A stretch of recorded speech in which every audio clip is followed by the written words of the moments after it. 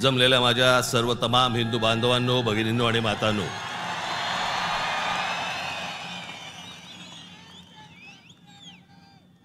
सर्वप्रथम मी आपणाला सर्वांना गुढीपाडव्याच्या मनपूर्वक शुभेच्छा देतो।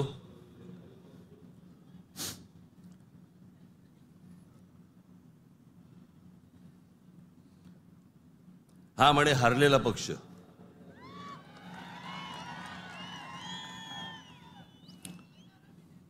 झालं, निवडणुका संपल्या, सगळ्या गोष्टी झाल्या,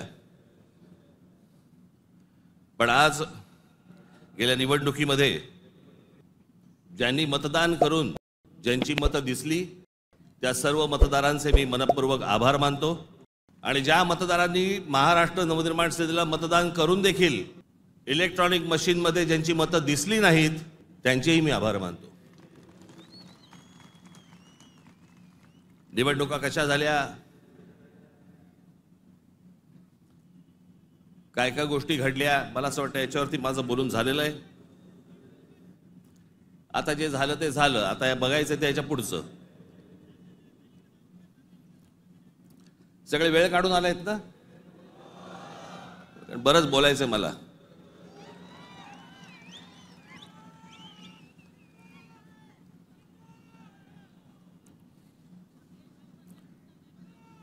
अनेक विषय,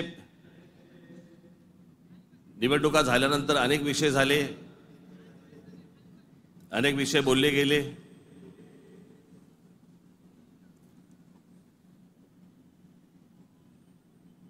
सदिच्छांचे, शुभेच्छांचे अनेक मला फोन पण आले आणि नेमके आजच आले।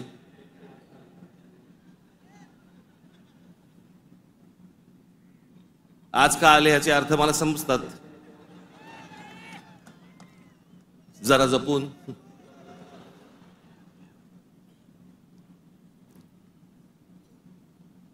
पण गेले काही दिवस ज्या काही घटना घडल्या, मला असं वाटतं काही गोष्टींचं तुम्हाला सांगणं खूप आवश्यक आहे, गरजेचं आहे।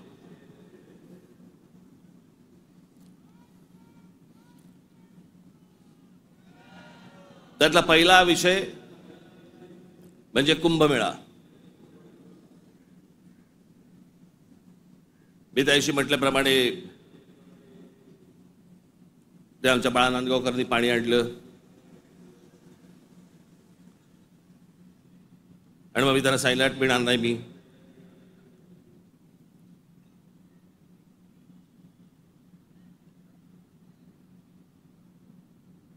मग नव्याने वारं शिरलेल्या काही हिंदुत्ववाद्यांना असं वाटलं अरे मी कुंभमेळ्याचा अपमान केला। मूर्ख आहात का?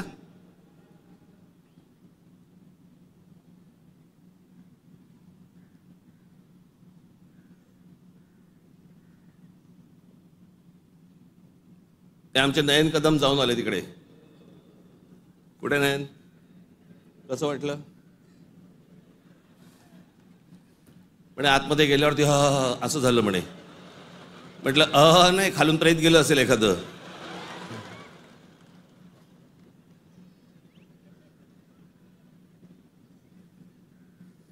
आपल्या देशामधल्या नद्यांची जी अत्यंत भीषण अवस्था आहे,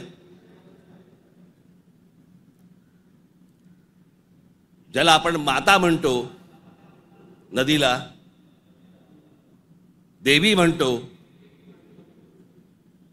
त्या नद्यांकडे आपल्या राज्यकर्त्यांचा, आज नाही, आजचे राज्यकर्ते नाही, गेल्या अनेक वर्षांपासूनचे, मला आजही आठवते, गंगा साफ करावी असं पहिलं बोलणारी जे कोणी व्यक्ती मला आठवते मला राजकारणातली, ती म्हणजे स्वर्गीय राजीव गांधी। राजीव गांधी ज्यावेळेला पंतप्रधान झाले त्यावेळेला त्यांनी गंगा साफ करण्याचं काम सुरू केलं। तेव्हापासून अजून गंगा साफ करतायत। त्याच्यानंतर आता 2014ला नरेंद्र मोदीजी पंतप्रधान झाले, त्यांनी तेच सांगितलं गंगा साफ करणार। आपल्याकडच्या देशांमधल्या नद्यांची अशी अवस्था आहे की त्याच्यामध्ये पाणी पिणं तर लांबची गोष्ट, तुम्ही आंघोळ केली म्हणजे, मी माझ्याकडे आता काही उत्तरातले लोक येऊन गेले मध्ये आणि त्यांनी मला सांगितलं की कित्येक लाखो लोक तिथे आंघोळ केल्यानंतर आजारी पडलेले आहेत, पडणारच आजारी. त्या गंगेवरची काय परिस्थिती आहे? प्रश्न हा गंगेच्या अपमानाचा नाहीये, प्रश्न हा कुंभमेळ्याच्या अपमानाचा नाहीये, पाण्याच्या स्थितीचा आहे की पाणी कशा प्रकारचं पाणी तिकडे असतं होतं आणि ते अजूनही थांबवलं जात नाही. त्या गोष्टी खरं तर वेगळ्या ठिकाणी तुम्ही जागा देऊ शकता.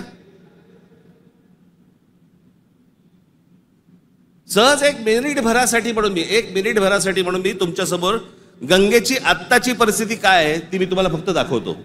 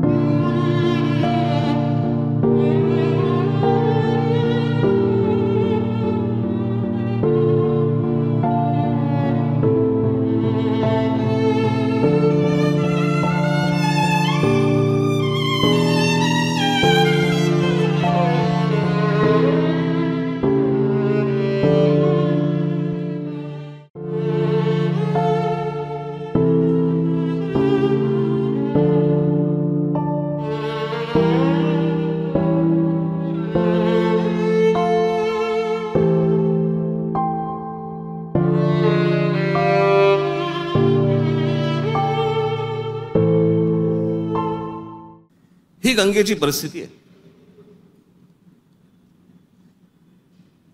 आतापर्यंत 33,000 कोटी रुपये खर्च झाले त्याच्यावरती. तुम्ही आता तो महंत बघितलात ज्याला बोटीतनं तसाच्या तसाच टाकून दिला.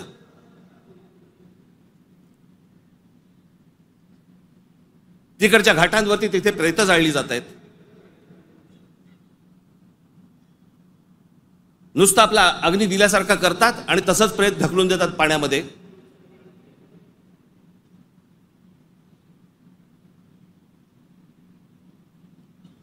हा कोणता धर्म?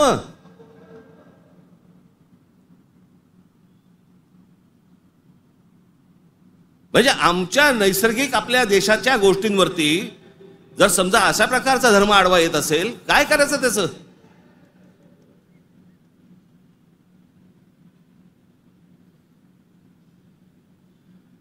आपल्या गोष्टींमध्ये आपण सुधारणा नको का करायला?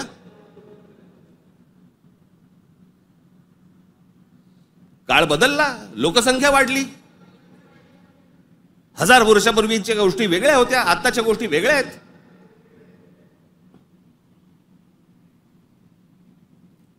हेच सगळे विधी आटपण्यासाठी म्हणून त्याच इथे वेगळ्या एका घाटावरती एखादी जागा करता येत नाही का?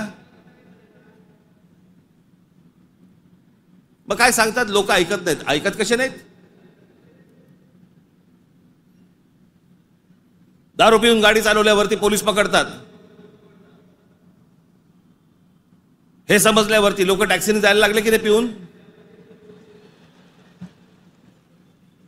झाली की नाही सुधारणा?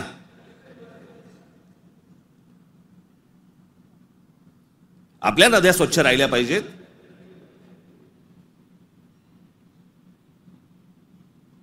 या सगळ्या नद्यांवरचे जे काही मधले मधले भाग आहेत इतके गलिच्छ आहेत, इतके गलिच्छ.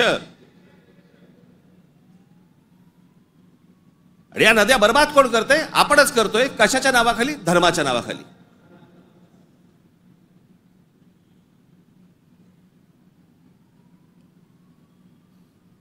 प्रत्येकाला आपापला धर्म प्यारा असतो.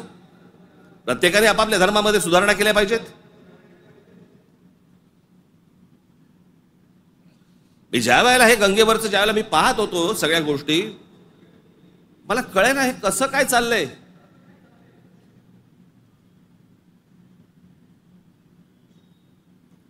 काय म्हणे 65 कोटी लोक येऊन गेले, अर्धा भारत.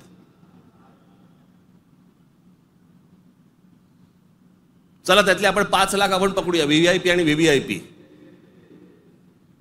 बाकीचे काठावरच बसले असतील खो खो खेळायला. बरोबर की नाही? प्रत्येकाची जरी 200-200 ग्रॅम पकडली, चीनची भिंत बांधता आली असती आपल्याला.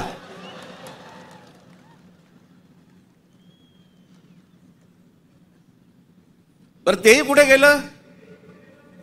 म्हणजे आपल्याकडे जे सगळे म्हणतात ना, झालं गेलं गंगेला मिळालं.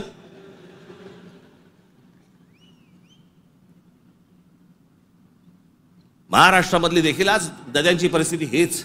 आमच्या कोकणामधली सावित्री नदी घ्या, सगळं केमिकलने भरली आहे. मी आता आणलंय इथे तुमच्यासाठी.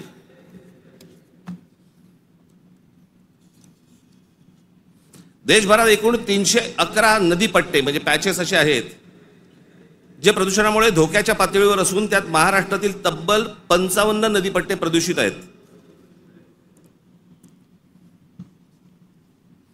याच्यामधल्या सर्वात प्रदूषित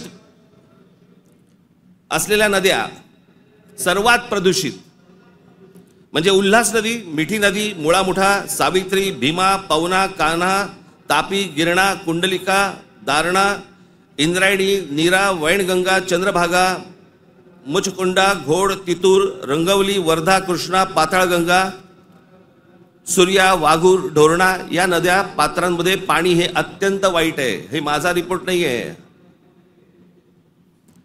तर भातसा, पेडी, मोर, बुराई, वेल, पांझरा, सीना, काळू, वेण्णा, कोयना, पांझरा, पैनगंगा, पूर्णा, उरमोडी, कान या नद्यांच्या पात्रामध्ये पाणी वाईट आहे.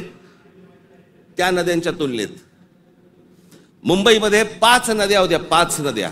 कदाचित अनेकांना माहिती पण नसतील. त्यातल्या 4 मेल्या. मेल्या म्हणजे मारल्या. सांडपाणी, झोपडपट्ट्या आणि या सगळ्या गोष्टींबद्दल त्या 4 नद्या मेल्या आणि 5वी ही आता मरायला आली आहे. ती म्हणजे मिठी नदी. आत्ताची मिठी नदीची काल मी शूट करायला सांगितलंय. काल मी अगोदरचं पण दाखवत नाहीये, मी कालचं दाखवतोय. मुंबई मधली 5वी एकमेव राहिलेली नदी, त्याची काय अवस्था एकदा बघा.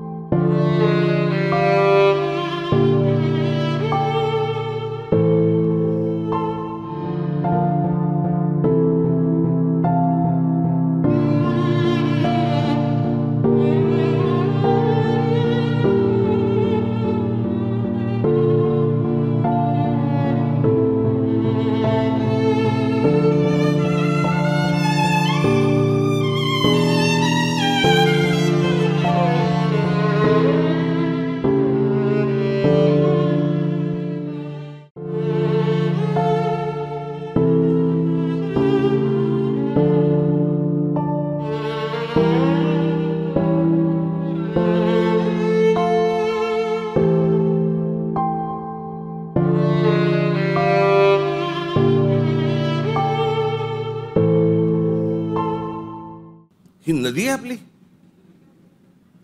या सगळ्या नद्या मारून टाकल्या आपल्या लोकांनी. दरवर्षी येणार मुंबई महानगरपालिका म्हणणार की आम्ही मिठी नदी साफ केली. ही साफ जोपर्यंत आजूबाजूची वस्ती हटत नाही तोपर्यंत ह्या नद्या कधीही साफ होणार नाहीत. आपल्या सगळ्या नद्यांमध्ये सगळीकडे केमिकल्स भरलेली आहेत. का? आमचं पोल्युशन कंट्रोल बोर्ड काय करतं? उद्योगधंद्यांना प्रोत्साहन, कारण उद्योगपती ह्यांना प्रोत्साहन देतात.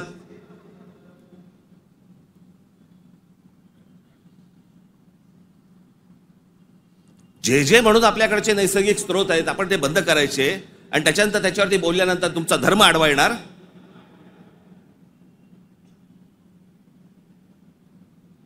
धर्माच्या गोष्टी तर मला तर कोणी सांगू पण नाहीत या लोकांनी.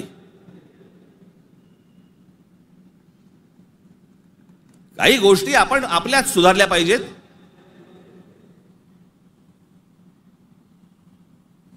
मी मागे हा एकदा विषय बोललो होतो. तो विषय बोलल्यानंतर मी एकदा नांदेडला होतो.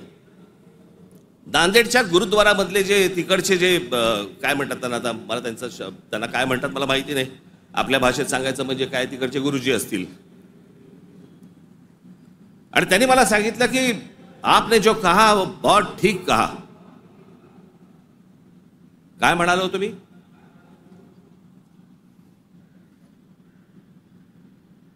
आमच्याकडे महानगरपालिका, जिल्हा परिषदा, ग्रामपंचायती, देशभर सगळ्या ठिकाणी आमच्याकडे काय भिंती रंगवल्या जातात, बोर्ड लावले जातात, झाडं जगवा, झाडं वाचवा.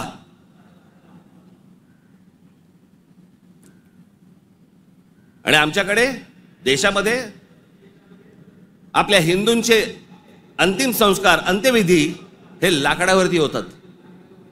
कुठून येतं लाकूड? लाकूड येणार कुठून? या देशातली जंगलतोड झाल्याशिवाय लाकूड येणारच नाही.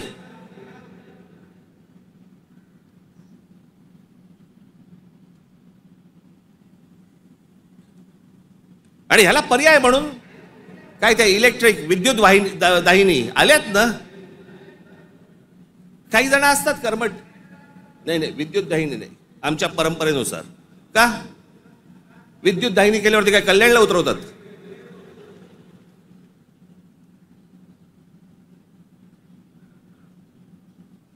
देशभर विद्युत दाहिन्या झाल्या पाहिजेत. त्या विद्युत दाहिन्या झाल्या तर लाकूड लागणार नाही. लाकूड लागणार नाही मग जंगल राहतील. आमचे पंतप्रधान नरेंद्र मोदी मागे एकदा जंगलात गेले होते फिरायला, कोणतरी एका परदेशी माणसाबरोबर. म्हणजे आमच्या पंतप्रधानांना जंगलांची आवड आहे.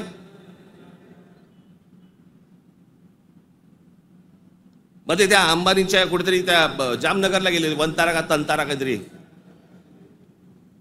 म्हणजे त्याला प्राण्यांची आवड आहे. मग प्राण्यांची आवड असेल तर जंगल जगवली पाहिजे. जंगल हे आपलं मुंबईचं नॅशनल पार्क आहे ना, हे नॅशनल पार्क संजय गांधी राष्ट्रीय उद्यान पवई पासून सुरू होतं, घोडबंदर पर्यंत तिकडे थांबतं. एवढं मोठं राष्ट्रीय एक काय नॅशनल पार्क एखाद्या शहराच्या मध्यात जगाच्या पाठीवर कुठेही नाही.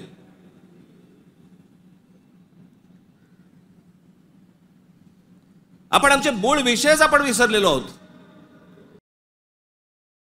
आमच्याकडे फक्त जंगलतोड सुरू आहे. म्हणजे आता मी तुम्हाला फक्त भारताचा जन्म मृत्यूचा आकडा फक्त सांगतो. जन्म मृत्यूचा आकडा म्हणजे लाकडं किती लागत असतील विचार करा, म्हणजे जंगलं किती तोडली जात असतील याचा विचार करा.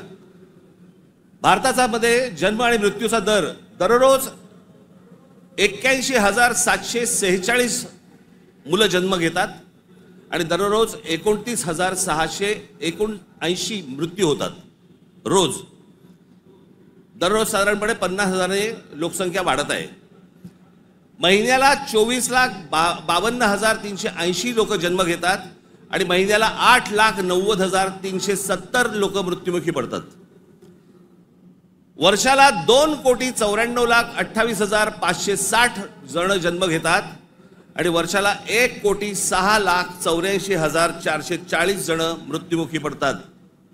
आपण एका बाजूने बोंबलायचं, आमच्याकडे दुष्काळ पडलाय, आमच्याकडे पाणी नाही. मराठवाड्यातल्या अनेक ठिकाणी 7-7 दिवस पाणी येत नाही.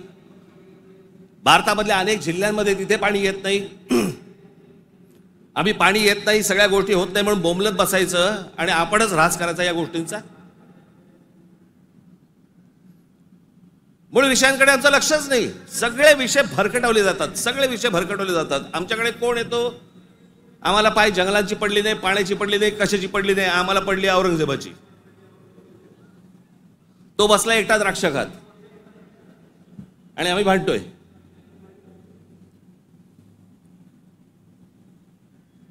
औरंगजेबाची कबर राहिली पाहिजे का उडवली पाहिजे? आत्ता कुठून आठवलं? चित्रपटाने जागे होणारे हिंदू काही कामाचे नाहीत.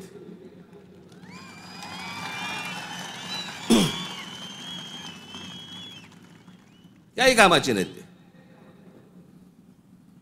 चित्रपट थिएटरमधनं उतरला की हे उतरले.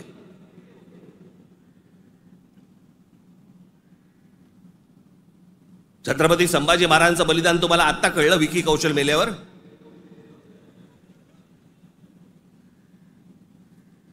अक्षय खन्ना औरंगजेब बनून आल्यावर तुम्हाला औरंगजेब कळायला लागला?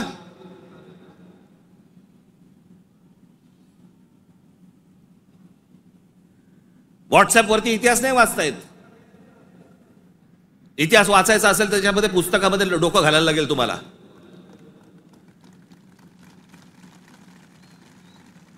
कोणीही बडबडायला लागले हल्ली इतिहासावरती. विधानसभेत पण बोलतात. खरं तर त्यांचं काही काम नाही. औरंगजेबावरती बोलतायत. माहिती तरी का औरंगजेब काय प्रकरण होतं? हे बाहेरून आलेले सगळे लोक. औरंगजेबाचा जन्म गुजरात मधला, दाहोद नावाच्या गावामधला औरंगजेबाचा जन्म. आणि मग काय सोपं आहे इतिहासामधनं तुम्हाला जातीपातीमध्ये भिडवून द्यायला. यांना ब्राह्मणांनी साथ दिली, यांना मराठ्यांनी साथ दिली, मग तिकडे मराठी नव्हतेच, मग हे सगळं चोरून ब्राह्मणांनी केलं. हे सगळं बोलणाऱ्यांचा इतिहासाशी काही संबंध नाहीये. त्यांना फक्त राजकीय त्यांचं जे काही पोळी भाजून घ्यायची आहे तेवढंच फक्त काम आहे त्यांचं. त्यांना ना संभाजी महाराजांशी काही कर्तव्य आहे, ना औरंगजेबाशी काही कर्तव्य, ना कोणाशी काही कर्तव्य आहे. तुमची माथी फक्त भडकवायची.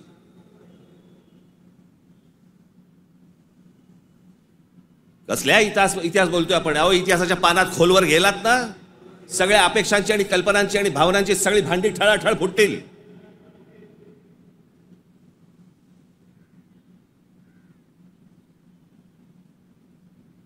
या हिंद प्रांतामध्ये एक अत्यंत कडवट, एक प्रभावी असं एक स्वप्न ज्या व्यक्तीला पडलं त्या आमच्या जिजाऊ साहेब.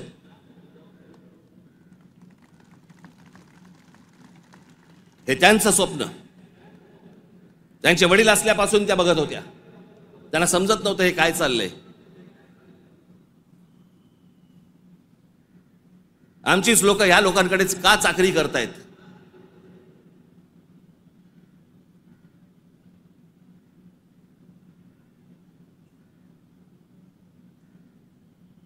आणि छत्रपती शिवाजी महाराज म्हणजे या हिंद प्रांतावरती केलेला एक संस्कार आहे. तो एक चमत्कार आहे. ती एक विलक्षण घटना आहे.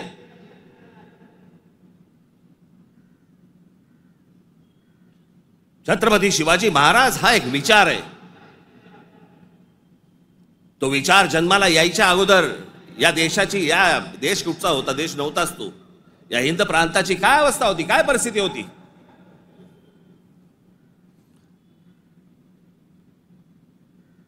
सर्व जातीचे लोक कोणाला कोणाच्याकडे होतेच ना कामाला. दूर कशाला जा. छत्रपती शिवाजी महाराजांचे वडील हे आदिलशाहीतच होते ना.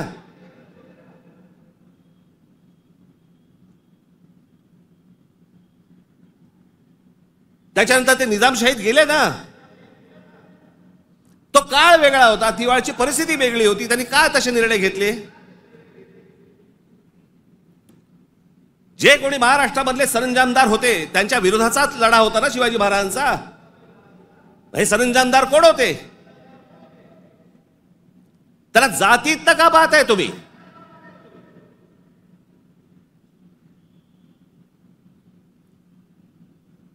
अफजल खानाचा वकील हा कोणी कुलकर्णी नावाचा होता, ब्राह्मण होता. अफजल खानाची बोलणी करायला गेलेला छत्रपती शिवाजी महाराजांचा वकील देखील ब्राह्मणच होता.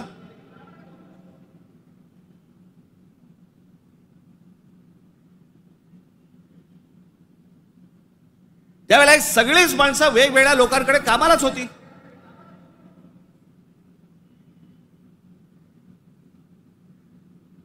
इतिहासातली प्रत्येक गोष्ट काही कागदावरती लिहिलेली नाहीये. त्यावेळेला त्या परिस्थितीत काय निर्णय घेतले असतील आपल्याला काय माहिती. 300-400 वर्षापूर्वीचा इतिहास, त्याच्यावरती आम्ही आज भांडतोय जातीत.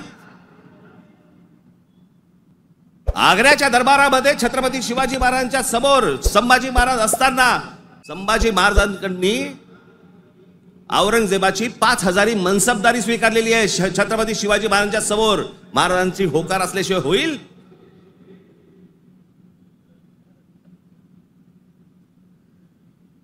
पण आता दरबारात अडकलोय. स्वीकारण्याशिवाय पर्याय नाही. आता स्वीकारू, नंतरचं नंतर बघू. राजकारण असतं ते. परिस्थिती काय, त्या परिस्थितीमध्ये कोणते निर्णय घ्यावे लागतात, काय परिस्थिती असते आपण पाहणार आहोत का नाही.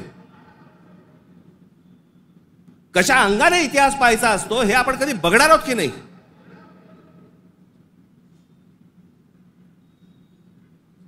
काही कशाचा कशाला माहिती नाही. छत्रपती शिवाजी महाराजांसाठी औरंगजेबाचा जो माणूस आला होता, मिर्झा राजे जयसिंग राजपूत हिंदू होता ना.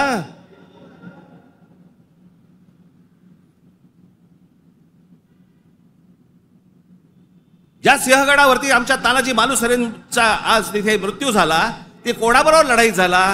उदयबान राठोड बरोबर ना. राजपूत होता ना, हिंदू होता ना. काय घेऊन बसलोय आपण?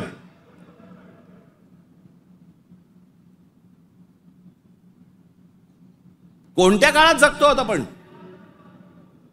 छत्रपती शिवाजी महाराजांच्या जन्माच्या अगोदरचा काळ वेगळा होता, नंतरचा काळ वेगळा आहे. मी अनेकदा माझ्या भाषणाबद्दल मी सांगितलंय, परत एकदा सांगतो, औरंगजेब विषय निघालाय म्हणून. औरंगजेब बादशाह याचं राज्य कुठपासून कुठपर्यंत होतं? अफगाणिस्तान पासून दक्षिणेपर्यंत आणि इथे बंगालपर्यंत.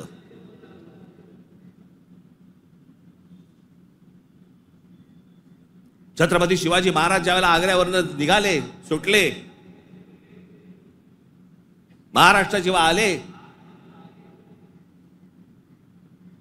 त्याच्यानंतर राज्याभिषेक झाला 74 साली आणि 1680 साली महाराजांचा मृत्यू झाला, निधन झालं त्यांचं. त्या दरम्यान औरंगजेबाचा एक पुत्र, मुलगा, महाराज गेल्यानंतर दक्षिणेत आलाय आणि औरंगजेबाच्या मुलाला शह म्हणजे राहायला जागा बरोबर घेतलं. हे संभाजीराजांनी घेतलंय. तो तिथून पळून आलाय. वाचा जरा इतिहास, वाचा जरा. औरंगजेब ज्या वेळेला आग्र्यावरनं निघालाय, महाराज गेले 1680 साली आणि औरंगजेब महाराष्ट्रामध्ये पोहोचलाय 1681 साली. 1681 ते 1707, 27 वर्ष तो महाराष्ट्रात लढत होता. आमच्या संभाजी राजांबरोबर लढला. त्यांना क्रूर पद्धतीने मारलं. राजाराम महाराज लढले, संताजी धनाजी लढले आणि आमच्या तारा राणी साहेब लढल्या. या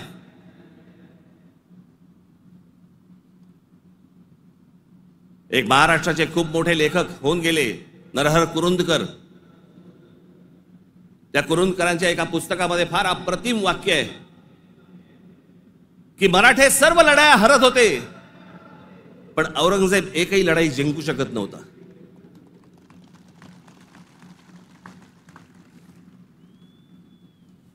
याचं कारण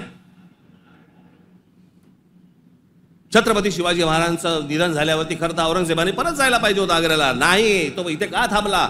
एवढा मोठ्या बलाढ्य प्रदेशाचा राजा, शहनशाह, एका 2.5, 3, 3.5, 4 जिल्ह्याच्या एका राजासाठी इथे ठाण मांडून का बसला?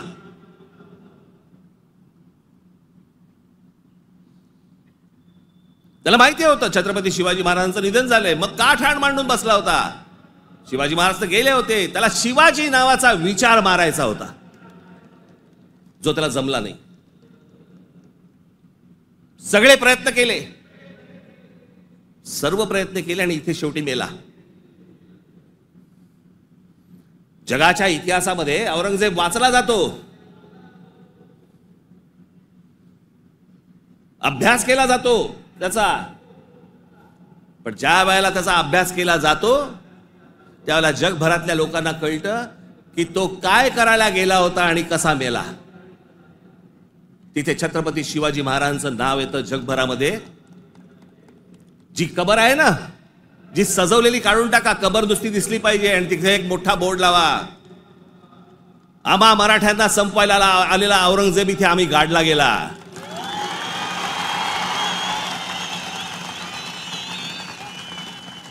हा आमचा इतिहास.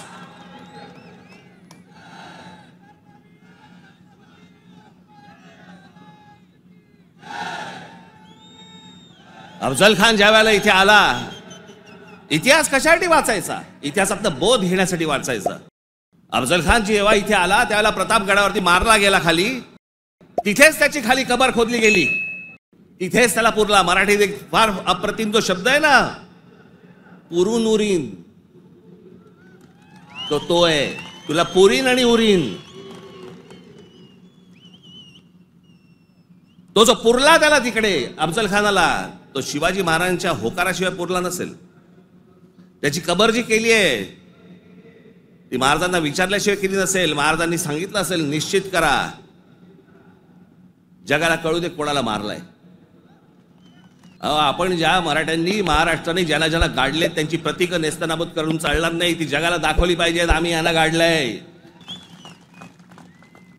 इस्रायलची एक खूप मोठी संघटना आहे मोसाद नावाची.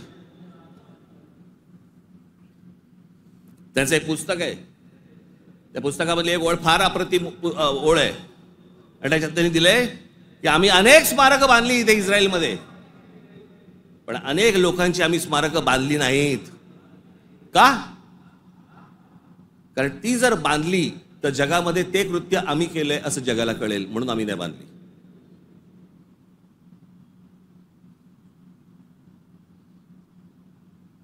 असा विचार ते करतात. आणि आम्ही कोणाला गाडले हे आम्ही जगाला दाखवायचं नाही. खरं तर शाळेतल्या लहान लहान मुलांच्या तिकडे ट्रिप घेऊन गेल्या पाहिजेत, बसेस भरून घेऊन गेल्या पाहिजेत, आणि लहान मुलांना सांगितलं पाहिजे, बाळांनो, महाराजांनी याला गाडला, हा आपल्यावर आला होता, हा आपल्या धर्मावर उलटला होता, हा आमची मंदिरं पाडत होता, हा आमच्या बहिणींची आबरू लुटत होता, याला आम्ही गाडला. नाही तर पुढच्या पिढ्यांना आम्ही काय इतिहास सांगणार आहोत?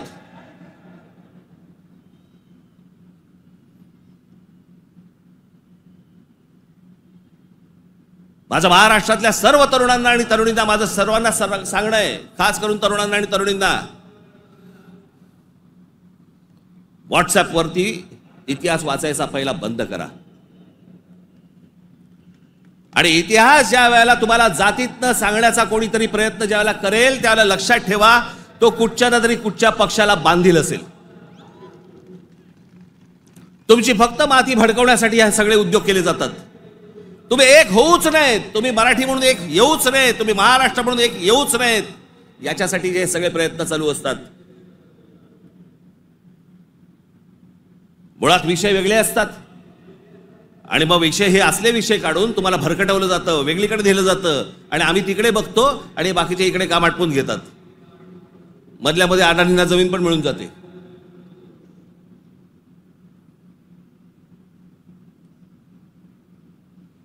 मुंबईचा विमानतळ दिला अदानीला, मग अजून कुठचा नवी मुंबईचा दिला अदानीला, मग आता पालघरचा दिला अदानीला, मग तिकडचं बंद दिला अदानीला. अदानी हुशार निघाला, आम्ही अडाणी निघालो.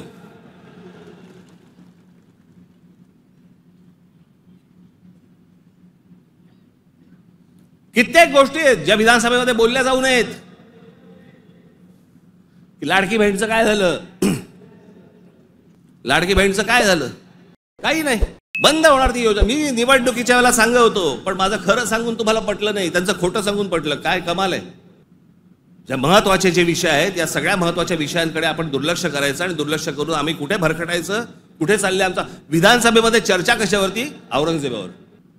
मी तुम्हाला मुद्दामून सांगतोय की तो तुर्कस्तान म्हणजे आताचा टर्की हा देश तलवारीच्या धारेवरती, धर्माच्या धारेवरती उभा राहिला, सगळ्या ठिकाणी आक्रमण केली.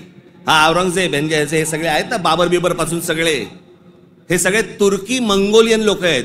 आपण ज्यांना मोघल म्हणतो ना, मोघल म्हणजे मंगोल्स, चंगीज खानवाले. हा तुर्की मंगोल आहे.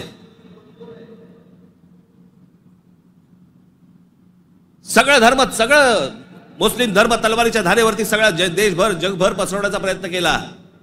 नंतर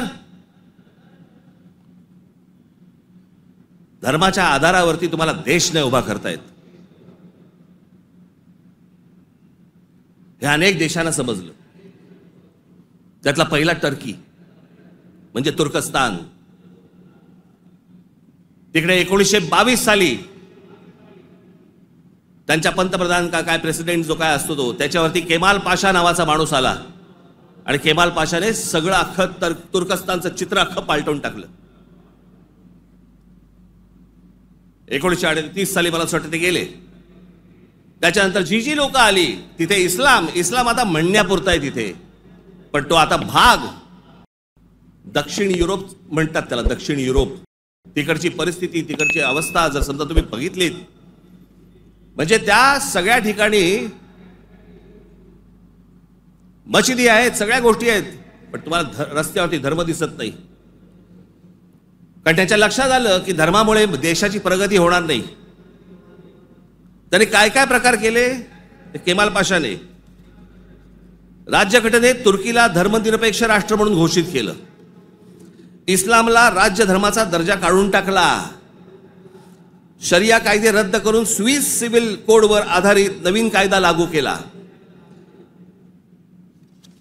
त्याच्यानंतर अरबी लिपीऐवजी लॅटिन लिपी स्वीकारली. फ्रेंच फेज टोपी त्यांची जी होती त्याच्यावर बंदी आणि पाश्चिमात्य पोशाखांना प्रोत्साहन दिलं. मशिदींमधील अरबी प्रार्थनांना तुर्की भाषेत बदललं. आता सध्याचे टर्कीचे सध्याचे अध्यक्ष एर्दोगन यांनी मवाळ इस्लाम स्वीकारला वगैरे सोडा, टर्कीला दरवर्षी टुरिझम म्हणून किती लोक भेट देतात? 5 कोटी लोक भेट देतात.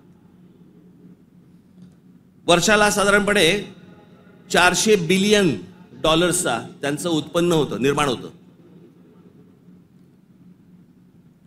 हे देश सगळे त्याच्यातनं बाहेर पडतायत आणि आम्ही धर्मांधतेकडे जातोय. धर्म प्रत्येकाने जोपासला पाहिजे उंबरठ्याच्या आत. आणि त्यांनी जर समजा बाकीच्यांनी जर समजा धर्म रस्त्यावरती आणला तर मग काय आम्ही बुलडोजर फिरू? मी ज्यावेळेला सांगितलं होतं हे सगळे लाऊडस्पीकर्स बंद करा मशिदींवरचे, ऐकलं नाही. माझ्या 17,000 महाराष्ट्र सैनिकांवरती केसेस टाकल्या. आणि आता परवा दिवशी आमच्या महाराष्ट्र राज्याचे मुख्यमंत्री देवेंद्र फडणवीस म्हणतात की आम्ही त्यांना सांगितलेलं आहे रात्री 10 ते सकाळी 6 भोंगे वाजणार नाहीत. अहो तेव्हा वाजतच नाहीत. प्रश्न आहे सकाळी 6 ते रात्री 10. या लाऊडस्पीकरचा, सततच्या लाऊडस्पीकरचा लोकांना त्रास होतो. तुमचे काही सण बिण असतील तर आपण समजू शकतो, पण सरकार म्हणून कोणतंही पाऊल न उचललं. पाऊल कोणी उचललं? उत्तर प्रदेशने उचललं, योगींनी उचललं. त्यांनी सगळ्यावरचे लाऊडस्पीकर बंद केले. आपण इथे घोषणा केली, लाऊडस्पीकर त्यांनी बंद केले. आमच्या इकडे तसंच चालू आहे.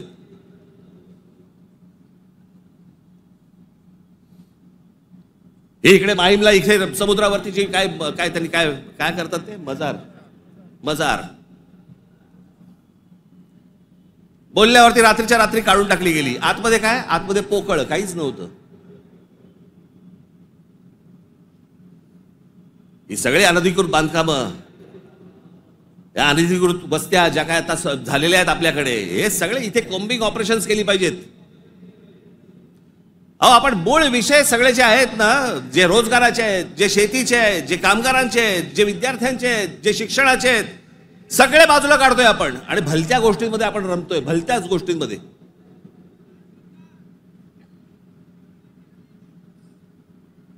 आज त्या बीडला जे झालं ते संतोष देशमुख, काय बिचारे, त्यांना काय किती घाणेरड्या पद्धतीने मारावं, किती घाणेरड्या पद्धतीने मारावं. बरं तुमच्या अंगामध्ये नसामध्ये जर एवढी क्रूरता भरलेली असेल ना, मी दाखवीन जागा, तिथे जा.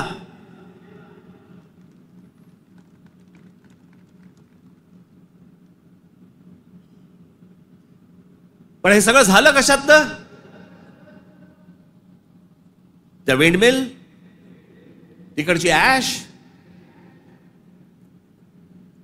तो तिकडचा जो काय प्रकल्प त्याच्यातनं निर्माण होणारी जी काही ती राख आहे. म्हणजे मी आजपर्यंत ऐकलं होतं की राखेमधनं फिनिक्स पक्षी उभारी घेतो. आमच्या बीडमध्ये राखेतनं गुंड तयार होतात. विषय होता पैशाचा. ही जी काय वाल्मिक कराड आणि जी काय नावं येत आहेत त्यांची, हे सगळ्या खंडण्या, या संतोष देशमुखने त्याला विरोध केला. उद्या तिथे संतोष देशमुख नसता, दुसरा कोणी असता तरी त्यांनी हेच केलं असतं. विषय होता पैशांचा, विषय होता खंडणीचा, विरोध होता खंडणीला विरोध करणाऱ्यांचा. आम्ही लेबल काय लावली? वंजाऱ्याने मराठ्याला मारलं. त्याच्यात वंजाऱ्यांचा काय संबंध आणि मराठ्यांचा काय संबंध? कशात गुंतून पडतोय आपण? पण तुम्हाला गुंतवलं जातंय, हे राजकीय पक्ष तुम्हाला गुंतवतायत त्याच्यामध्ये, त्याच्याबद्दलच गुंतून राहा. आमच्या मुलांच्या शिक्षणाचा विचार करू नका, विषय आणू नका. आमच्याकडे रोज शेतकरी आत्महत्या करतायत. आता दिवसाला 7 आत्महत्या होत आहेत दिवसाला शेतकऱ्यांच्या. पाहू नका. आमच्याकडे रोजगार निर्माण होत नाहीये, लक्ष देऊ नका त्याच्याकडे. असंख्य मुलं आणि मुली मराठवाडा सोडून पुण्याकडे येत आहेत, दुर्लक्ष करा त्या गोष्टींकडे. आम्ही कशात अडकवलंय त्यांना? सगळ्यांना जातीपातीमध्ये अडकवलेलं आहे. कोणी जातीचं भलं केलेलं नाहीये आणि कोणी जातीच्या माणसाचं भलं केलेलं नाहीये. या महाराष्ट्रामध्ये संयुक्त महाराष्ट्र झाल्यानंतर गेली इतकी वर्ष या महाराष्ट्राच्या सत्तेमध्ये जास्तीत जास्त आमदार आणि जास्तीत जास्त मंत्री आणि जास्तीत जास्त मुख्यमंत्री मराठा समाजाचे होते. मग मराठा समाजाला आरक्षण का मागावं लागतंय? काय केलं या आमदारांनी आणि काय केलं या मंत्र्यांनी आणि काय केलं मुख्यमंत्र्यांनी? जर माझ्या मराठा समाजाला जर समजा आरक्षण मागायला लागत असेल, मग एवढे आमदार आजपर्यंत का निवडून दिले? एवढे खासदार आजपर्यंत का निवडून दिले? एवढे मुख्यमंत्री का झाले? एवढे मंत्री का झाले? मग ह्या लोकांनी काय केलं? जात जातीला कधीच सांभाळत नाही. हे फक्त निवडणुकांमध्ये फक्त तुमची मतं घेण्यासाठी म्हणून फक्त जातीचा वापर करतात. याच्यानंतर काही होणार नाही. निवडणुकीच्या तोंडावरती तुम्हाला सांगितलं होतं शेतकऱ्यांना कर्जमाफी करू म्हणून, सांगितलं होतं ना? काल अजित पवार बोललेत 30 तारखेच्या आत पैसे भरून टाका, कर्जमाफी वगैरे काही होणार नाही. म्हणजे निवडणुकीच्या तोंडावरती तुम्ही वाटेल त्या गोष्टी बोलणार आणि निवडणूक संपल्यानंतर लोकांनी भाबडेपणाने मतदान केल्यानंतर तुम्ही आता ऐन मोक्यावरती बोलणार की पैसे भरून टाका म्हणून. अरे वा. महाराष्ट्रातल्या जनतेला मला हे विचारायचंय की इतक्या भाबडेपणाने तुम्ही मतदान करता तरी कसे? ही लाडकी बहीण योजना, या लाडक्या बहीण योजनेची आता काहीतरी 2100 कोटी काहीतरी करणार म्हणे. 2100 कोटी केलं तर साधारणपणे वर्षाला महाराष्ट्र सरकारवरती 63,000 कोटीचं कर्ज होईल.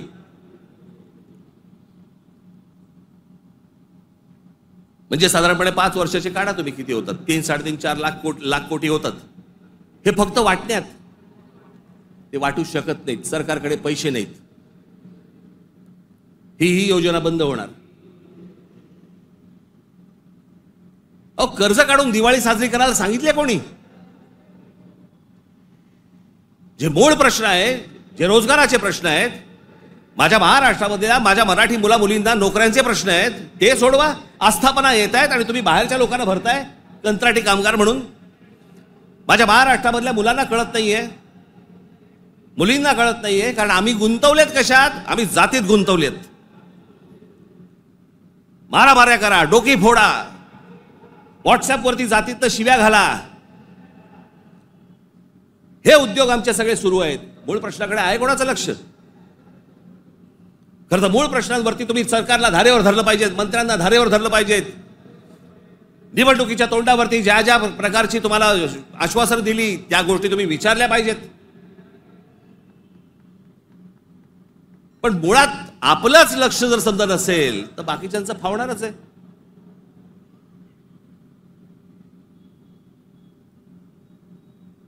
तुम्ही सगळे या जातीपातीचे सगळे भेद गाडून तुम्ही एक मराठी म्हणून उभे राहायला पाहिजेत. बाकीच्या राज्यांमध्ये बघा, तामिळनाडू बघा,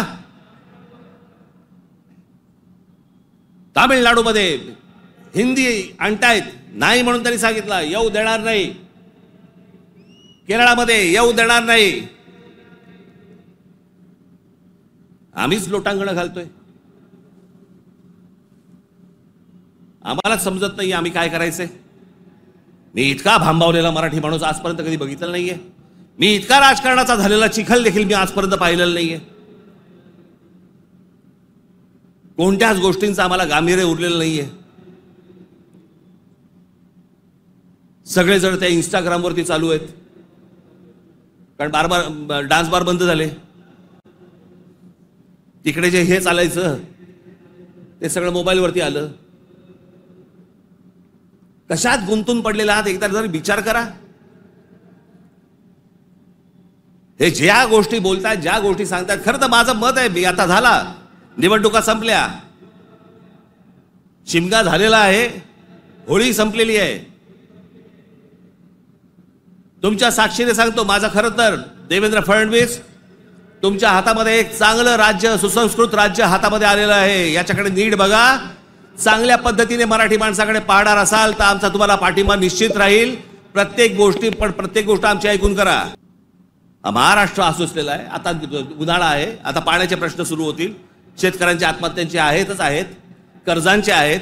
कोणी कंपन्या येतात, त्या कुठची कंपनी आली ती लुटून गेले ते टोरस का काहीतरी, इतके भाबड्यात. आता पैसे दिले की महिन्याभरात दुप्पट होतील. कोण देतं असं करून? का गुंतवता अशा ठिकाणी पैसे तुम्ही? पण या सगळ्या ह्याच्यामध्ये मी तुम्हाला दोष देणार नाही. ही जी असुरक्षितता जी आलेली आहे ना, आर्थिक असुरक्षितता आलेली आहे, वैचारिक असुरक्षितता आलेली आहे, मंदिरांच्या बाहेर रांगा लागल्या आहेत. जे बुवा बिवा जे काय आता सध्या नवीन आले सगळेजण, त्यांच्याकडे रांगा लागल्या आहेत. लोक भक्तीने जात आहेत, भावनेने जात आहेत, अडकून पडतायत. ठीक आहे, पण चांगल्या गोष्टीत तरी पडतायत.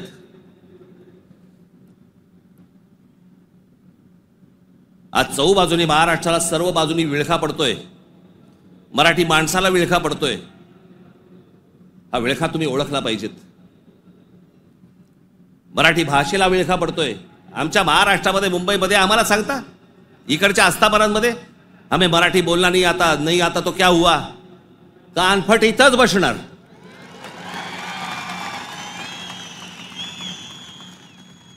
फालतू देशबीस सांगायचं नाही आम्हाला. प्रत्येक राज्याची एक राजभाषा आहे. त्या राजभाषेचा सन्मान हा प्रत्येक राज्यामध्ये राखला गेला पाहिजे. महाराष्ट्रामध्ये, मुंबईमध्ये मराठीचा मान हा राखला गेलाच पाहिजे प्रत्येक आस्थापनेत.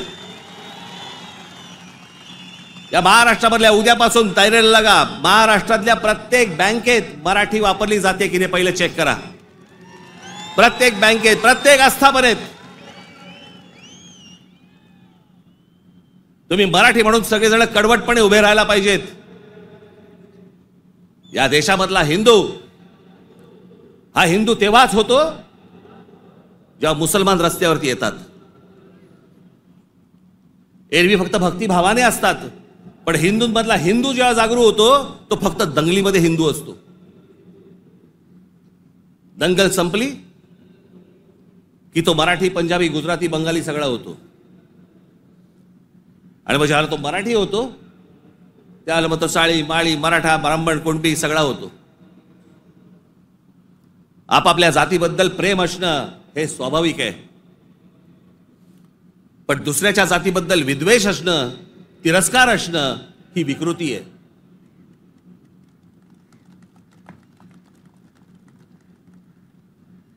आज सगळे राजकीय पक्ष बाकीचे, आज केंद्रातले असतील, पूर्वीपासून चालू आहे, काँग्रेस असल्यापासून सुरू आहे.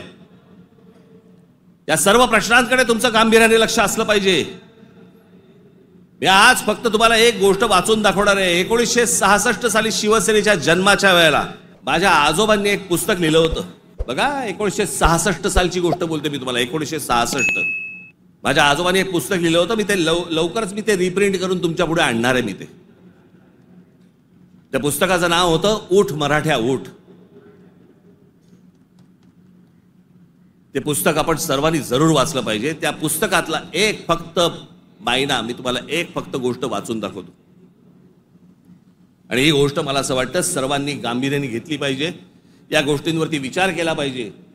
पूर्वीची काँग्रेस असो, नाही तर आत्ताची भाजपा असो, नाही तर अजून येणारे दुसरे कुठचाही केंद्रामधला पक्ष असो किंवा राज्यामधला, मराठी माणसांनी या गोष्टींचा विचार करणं गरजेचं आहे।